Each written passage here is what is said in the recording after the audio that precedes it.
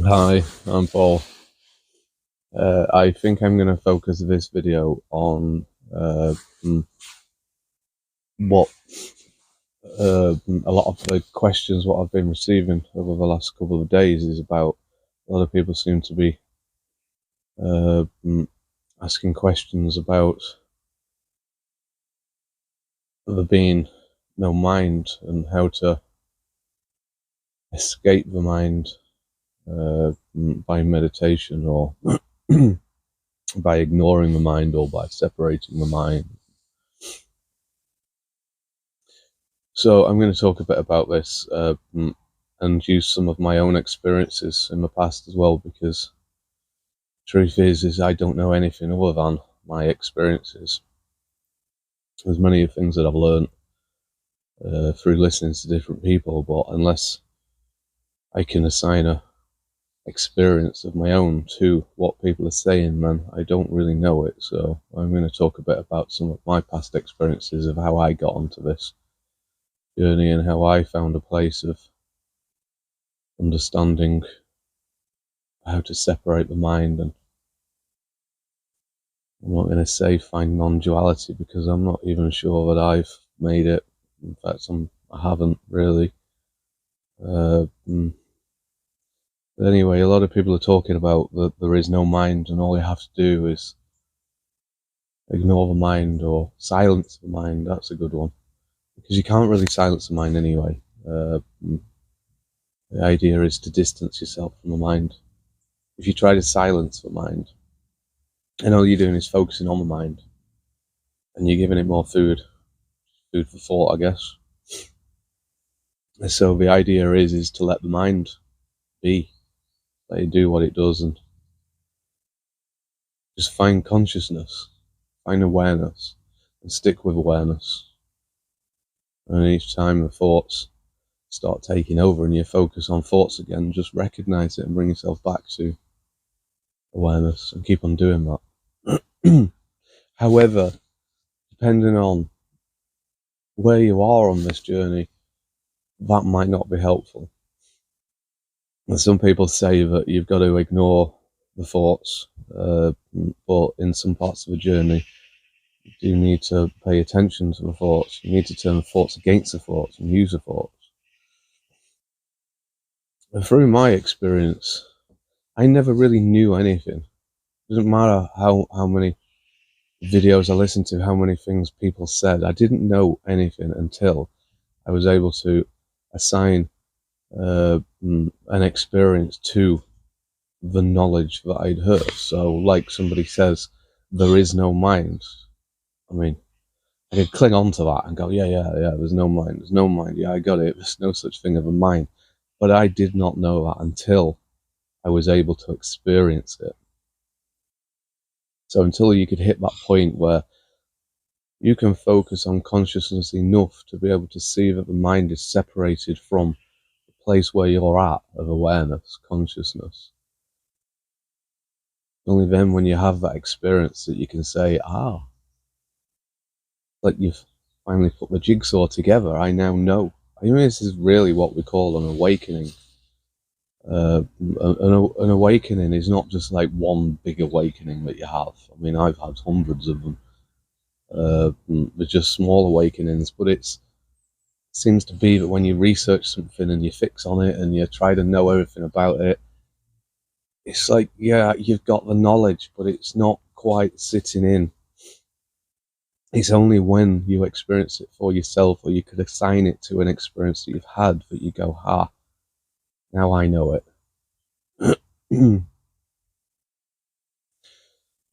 Towards the beginning of me finding this place where I'm at, it didn't go smoothly, really, for me. And throughout probably more than 3/4 of my journey, I had no idea what non-duality is. I really didn't have a clue, but I was still on the same journey. I was still doing the same thing through self-awareness. I wasn't doing it by just silencing the mind. I had a lot to learn before I got to that part. I think, as Carl Jung describes it, as being the dark night of the soul. And I had to do a lot of that. I had a lot of things that I needed to work out, and when it first happened with me, how it started was I was, I suppose, in company of somebody who wasn't very good for me.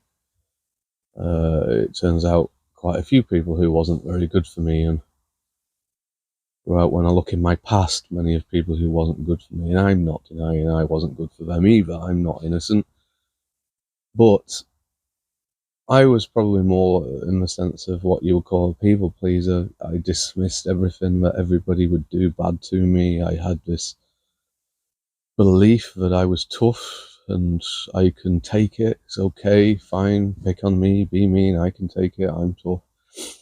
And I had done that my whole life up until the point of meeting somebody who wasn't very good for me.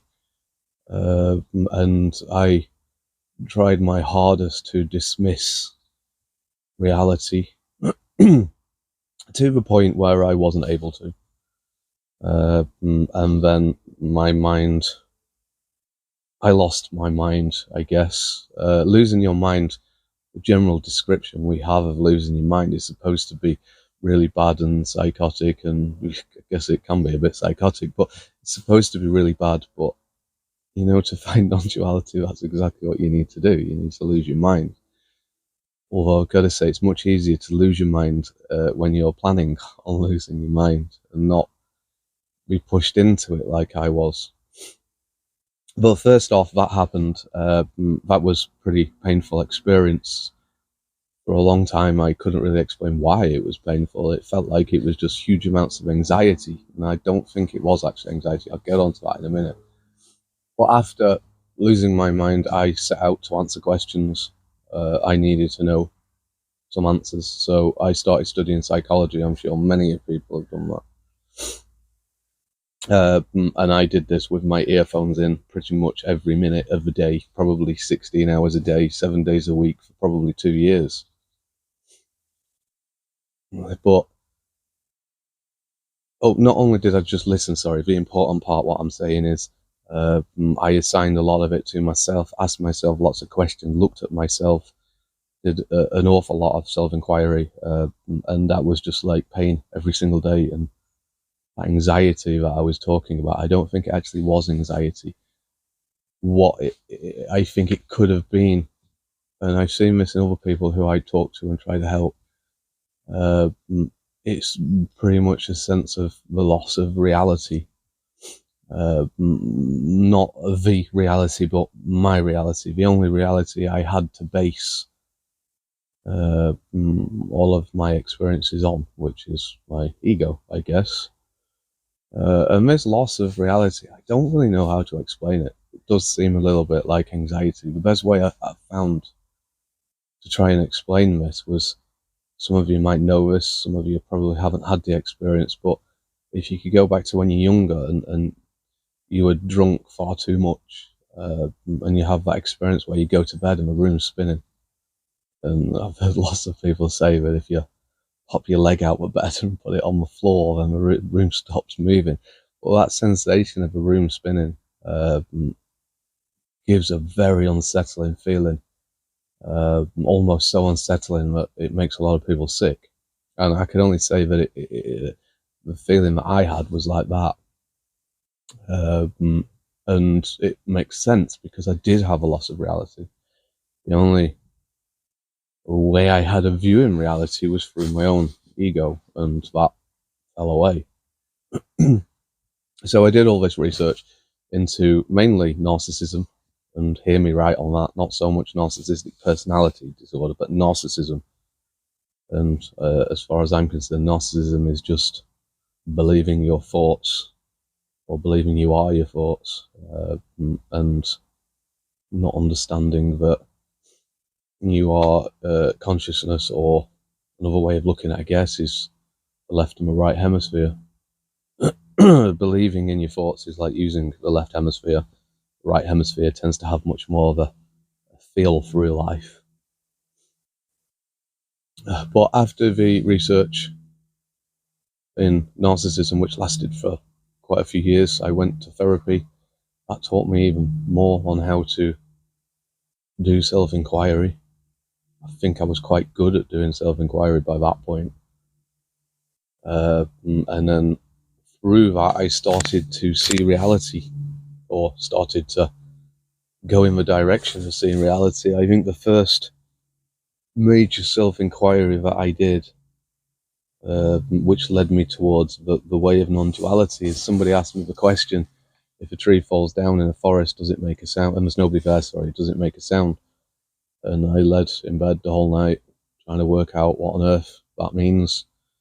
And then from that, I started to understand that all sounds that we hear as a human, and same as animals, aren't actually created outside. They're actually created inside the mind. And then from this, I started looking into colours and all the things that you see. Everything the eye picks up is only picking up signals, but then the brain creates everything inside. And so I spent a long time on doing that. Ended up in philosophy and God knows what else. But it was all that self-inquiry what led me to be able to find my mind. Because firstly, I thought everything existed outside, and then discovered everything existed inside. And then I had to turn everything inwards and start looking inside. And that led me on to non-duality. So I had already got quite a long way in understanding reality, but I understood it in an intellectual way. And then I ended up bumping into who's now my guru, whilst getting chased by a bull around a field. I ended up bumping into this guy, started chatting, and then he said to me, so what do you know about non-duality? And I said, what's non-duality? So he talked about that, and it turned out it was everything I was talking about. So he helped me be able to turn things in from knowledge into knowing, which was assigning all of what we talk about in non-duality to a felt knowing. Because it's only when you can feel it that you understand it. I'm sure a lot of you have been through this experience, but it really does feel like when you really feel it, when you really have that experience and you feel it, it's like all of a sudden everything came together. It's like, that's it, I've got it. I now understand that whole thing that I was trying to understand. And you do not understand it by words. In fact, if you try to put it into words, it then becomes really complicated. It's very hard to put in words. But it's only when you understand it fully without words that you do understand it, and that's what we call an awakening. So the original part of the video was about there is no mind, and I talked in one of my other videos that there definitely is a mind, but it just depends on who's viewing from the experience. If it's coming from the experience of there is a mind, then there's definitely a mind. But it's just part of the journey that we have to go on, even when you really do hit the point where you can distance yourself fully from your mind very easy, then it's not all over by that point. Far from it. I remember in my journey when I hit the point of losing my mind for a long time, my guru kept on saying to me, you're not there yet, no, you're not there yet. And eventually he said, right, you're there now, you've made it. And I'm like, great. And then he says, but this is just the beginning. And at the time I didn't really know. You have to carry on the journey and understand what that means. But yeah, even when you do lose the mind fully, it's not like that's that. It's not coming back again. It is a constant practicing. Sometimes the mind comes back quite strong, and sometimes meditating just isn't going to quite cut it. You can try and meditate, but the mind is just too strong. So on these occasions, we use self-inquiry, and we could ask the question to ourselves, who am I, or who is it who's irritating me at the moment in my thoughts? But the way that you answer these questions is not by using thoughts, because then you're just playing with the mind or playing with the thoughts. So you'd ask the question and just sit and relax and observe and just see what arises. And if anything comes from that, then great. If nothing comes from, great. But self-inquiry, I think, is just important. It's all a part of where you are on the journey. So when people do say there's no mind, it's just, I don't see how it's helpful for anybody. Because somebody who's fully made it aren't really going to be listening anyway, and it's pointless telling them there is no mind. But the majority of people who are listening to these videos are trapped in the mind trying to find the way out. However, all of us on a different part of it.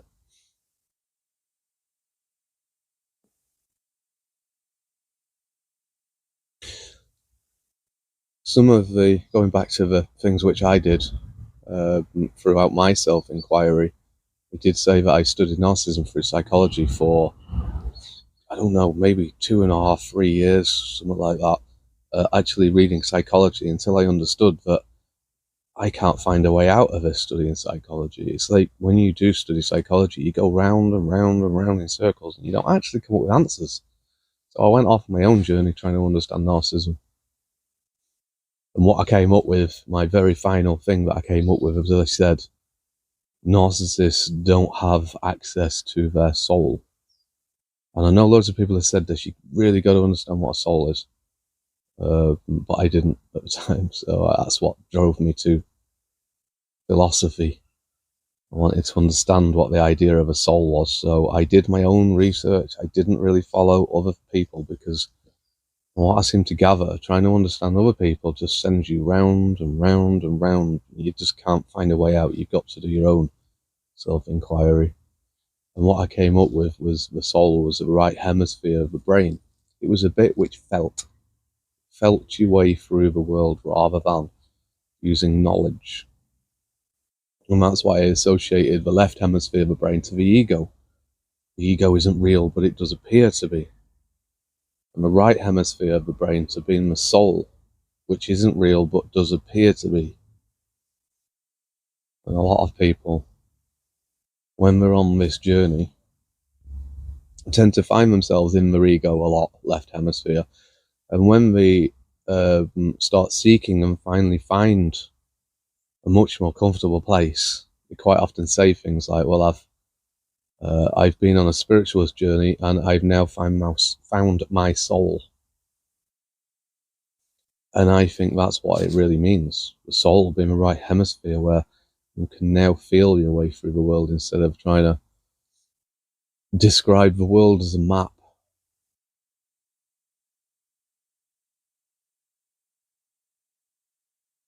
After the philosophy, I think that's where I found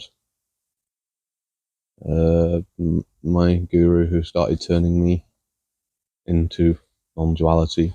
I took the bait of non-duality, started studying non-duality constantly. I probably broke my own rule, because I started listening to everybody talking about this non-duality and started believing in what they were saying, focusing on them, not doing my own self-inquiry work, and probably went the wrong way, because I was more listening to people's descriptions and words, not actually paying attention to my own place where I was at, or my own self-inquiries. And it's important to understand the place you're at, because if you've not hit that place where you're saying, I've experienced having no mind, then it's pointless trying to tell yourself that there is no mind. Go back, find your mind, be in your mind, listen to your mind, observe the mind. The more that you try to observe the mind, the more you're doing self-inquiry and seeing it. The best way of actually getting rid of the mind is to see it fully. When you see it fully, you realise it was never really there. You realise it was never anything. Just some nonsense talk, completely repeating over and over and over and over again. But like I say, depends on whereabouts in the journey you are. Don't get carried away. Don't go too far. A lot of people who do go too far tend to take it really seriously, because it's trying to avoid doing the work in the first place. Self-inquiry, the most painful bit.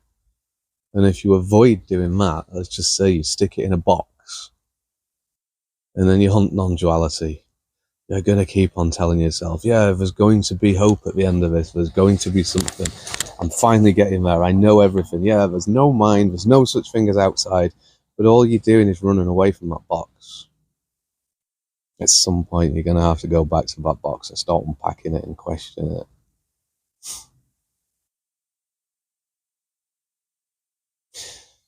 Anyway, thank you very much for listening. I think that's all, really, I've got to waffle on about today.